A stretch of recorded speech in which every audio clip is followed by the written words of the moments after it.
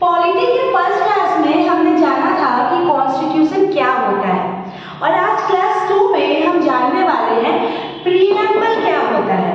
What is preamble? तो देखो, अब इसको समझने से पहले इतना समझ लेते हैं कि ये एक बहुत इंपॉर्टेंट टॉपिक है आप सभी के कॉम्पिटिटिव एग्जाम का।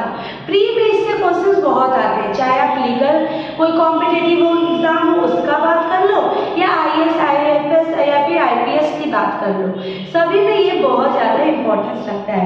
हर तरीके के कॉम्पिटिटिव एग्जाम में ये इंपॉर्टेंट रखता है। तो जानते हैं प्रीएम्बल क्या होता है।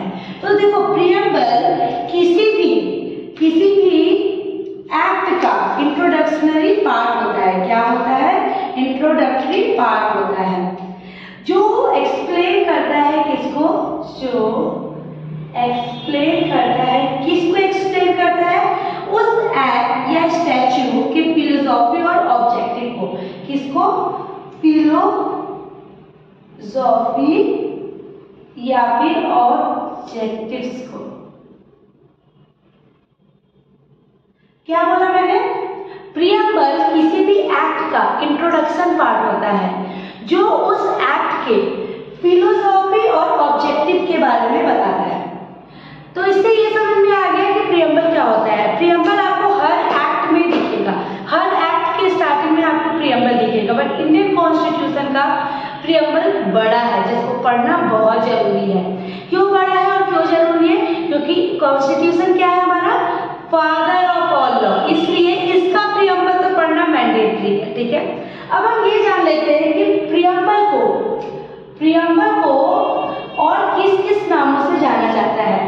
ऑल्सो नोन एज, इससे भी बहुत इंपॉर्टेंट क्वेश्चंस आते हैं। ये भी बहुत इंपॉर्टेंट है आपका एमसीक्यूज क्वेश्चंस के लिए।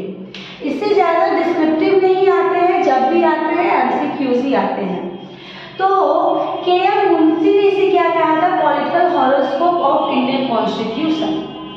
ठाकुरदास भरगवा ने इसे कहा था सोल ऑफ कॉन्स्टिट्यूशन, मतलब कॉन्स्टिट्यूशन का आत्मा है प्रीएम्बल। जैसे हमारे जिंदगी को, हमारे शरीर को चलाने के लिए हमारा आत्मा जरूरी है, वैसे ही कॉन्स्टिट्यूशन का प्रीएम्बल भी वही है। और एन.ए. पालखीवाला ने कहा था identity card of constitution. Preamble identity card है, इसका मतलब है परिचय, प्रमाण परिचय। ठीक है, अब हम लोग प्रीएम्बल का जो कॉन्स्टिट्यूशन में दिया गया है उस हिसाब से पूरा पढ़ेंगे। ऐसा नहीं है कि कुछ पार्ट पढ़ेंगे और कुछ पार्ट नहीं पढ़ेंगे, ये तो जान लिए, बट प्रीएम्बल कैसे लिखा हुआ है, क्या लिखा है, word to word, point to point पढ़ेंगे, क्योंकि प्रीएम्बल जिस तरीके से लिखा हुआ है उससे भी बहुत सवाल बनते हैं। तो उस पे जाते हैं। आप सभी को अपने अपने बेयर एक्ट निकाल लो, और अगर आपके पास बेयर एक्ट नहीं है तो प्लीज आप गूगल से देखो। ठीक है, रीड करते हैं प्रीएम्बल कैसे लिखा गया है।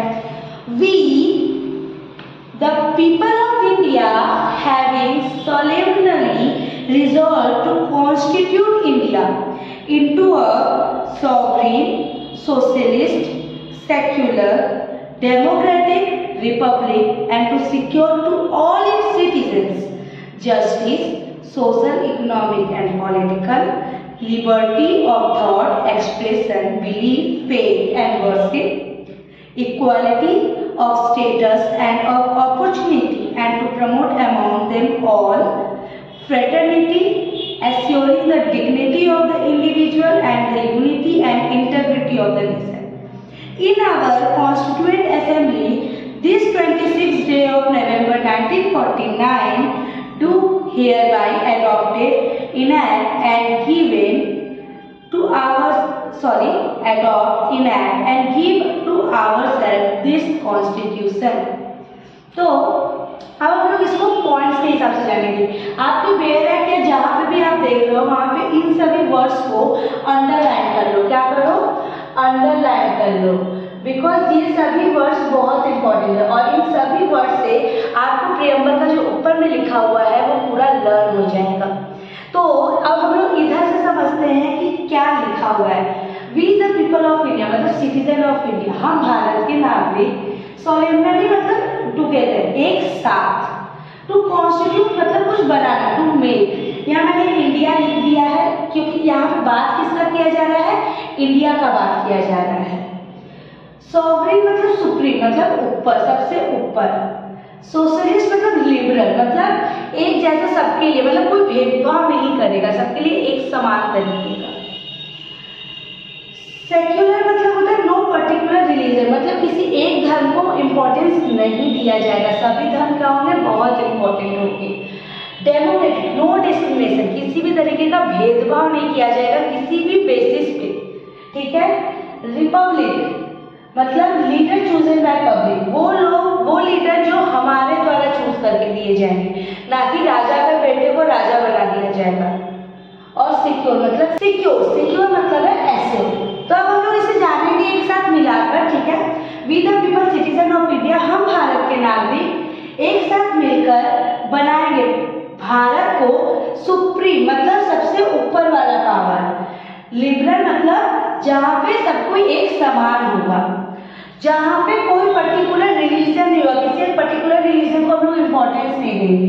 डेमोक्रेटिक मतलब किसी भी तरीके का भेदभाव किए बिना, मतलब हम बनाएंगे भारत को एक साथ मिलकर एक ऐसा देश जहाँ पे जो इंडिया है वो क्या होगा, सुप्रीम होगा। लिबरल होगा, कोई पर्टिकुलर रिलीजन जहाँ पे नहीं होगा, जहाँ पे किसी भी तरीके का भेदभाव नहीं किया जाता, और जहाँ का लीडर हम खुद चूज करेंगे, ना कि राजा के बेटे को ही राजा बना दिया जाएगा। और हम लोग ये एश्योर करते हैं, ठीक है। अब आगे बढ़ते हैं हम लोग। तो पॉइंट आता है आपका जस्टिस। हम लोग जस्टिस कैसा लेते हैं, ये सब टॉपिक को अभी हम छोटे में समझेंगे, इसके बाद हम जाके इसे और डिस्क्रिप्टिव वे से जानेंगे, एक एक वर्ड का सेपरेट मतलब, ठीक है। तो जस्टिस कैसा हम लोग देंगे, सोशल जस्टिस देंगे, कैसा होगा, सोशल होगा। और कैसा होगा आपका, इकोनॉमिक होगा, पॉलिटिकल होगा। क्या होगा, इकोनॉमिक एंड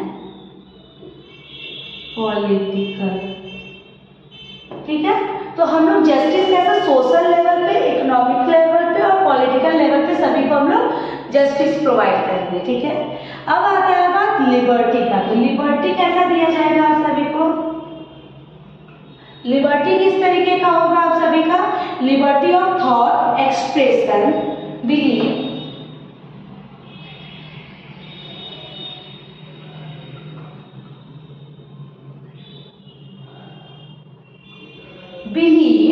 और आपका faith and worship.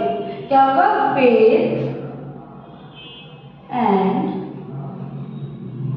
Worship means liberty, किस चीज का स्वतंत्रता दिया जाएगा हम लोग को, मतलब कुछ सोचने का, उस चीज को हम लोग एक्सप्रेस कर सकते हैं, बिलीव कर सकते हैं, फेथ रख सकते हैं किसी चीज में, और पूजा कर सकते हैं। हम लोग को पूजा करने का भी अधिकार है। अगर मैं हिंदू हूँ तो मैं मस्जिद में भी जाकर पूजा कर सकती हूँ, मुस्लिम देवी देवताओं को भी पूज सकती हूँ, ऐसा नहीं है कि हम ऐसा नहीं कर सकते, ठीक है।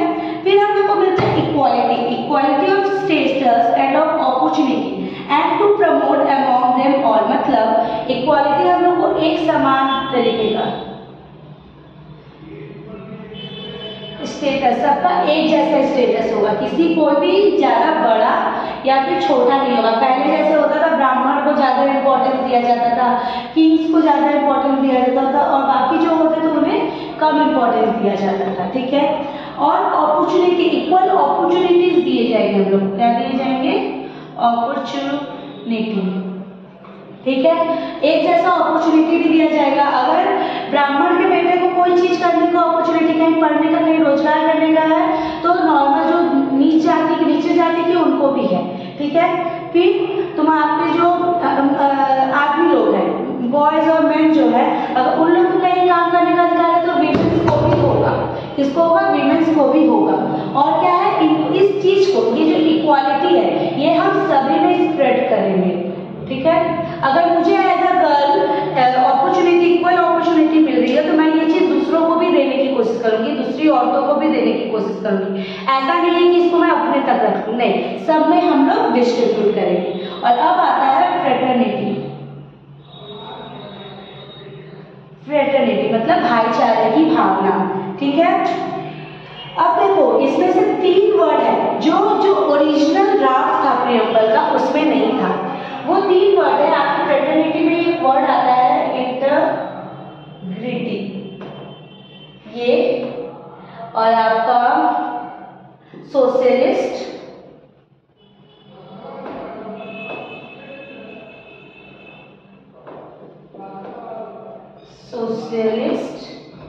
एंड सेक्युलर, क्या हुआ, सेक्युलर। ये 3 वर्ड है जो इसको ऐड किया गया, कब किया गया है, 42nd अमेंडमेंट के अंदर। कब किया गया है, 42nd अमेंडमेंट के अंदर इन 3 वर्ड्स को ऐड किया गया है। In our Constituent Assembly, this 26th day of November 1949, do hereby adopt, enact, and give ourselves this Constitution.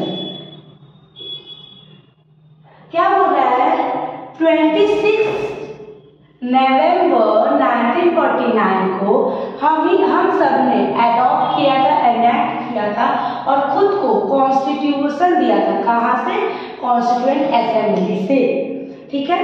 Constituent assembly में ही कॉन्स्टिट्यूशन पास हुआ था और 26 नवंबर 1949 को हमने खुद को इसे दिया था, इनैक्ट किया था और एडॉप्ट किया था।